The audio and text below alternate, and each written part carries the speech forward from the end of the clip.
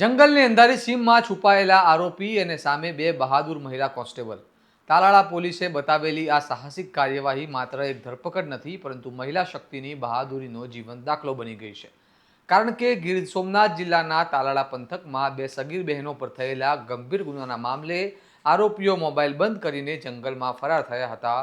ત્યાંથી તેમણે શોધી કાઢીને પોલીસ મથકે લાવવાનું કામ બે મહિલા કોન્સ્ટેબલની આગેવાનીમાં કરવામાં આવ્યું છે. આવો વિગતે વાત કરીએ સમગ્ર ઘટનાની આ અહેવાલમાં. નમસ્કાર, હું છું ચિરાગ વર્ષાબેન. આપ જોઈ રહ્યા છો સ્વમાન.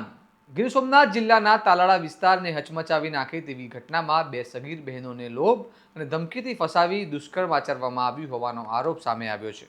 પીડિતાની માતાએ તાલાળા પોલીસ સ્ટેશનમાં ફરિયાદ નોંધાવતા જ પોલીસ તંત્ર હરકતમાં આવ્યું અને તપાસ દરમિયાન ખુલાસો થયો કે ગામના જ એક સગીર કિશોર અને તેની સાથે પરેશ ઉર્ફે કાળિયો માનાભાઈ પરમાર બંનેએ બહેનોને વિશ્વાસમાં લઈને પ્રેમજાળમાં ફસાવતા અને પછી ઘટનાની તસવીરો વાયરલ કરવાની ધમકી આપી ભયભીત કરતા હતા.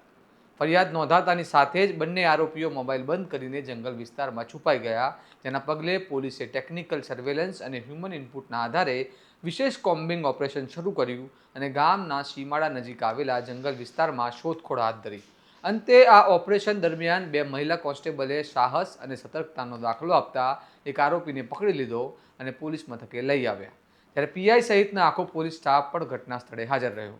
ઘટનાની ગંભીરતા જોતા તાલાળા પોલીસે ભારતીય ન્યાય સંહિતા 2023ની કલમ 64(1), 351(2) તેમજ પોક્સો એક્ટની કલમ 4, 6 અને 18 હેઠળ ગુનો દાખલ કર્યો છે, જેમાં એક આરોપી સગીર કિશોર હોવાનું અને બીજો પુખ્ત વયનો હોવાનું પોલીસ તપાસમાં સામે આવ્યું છે.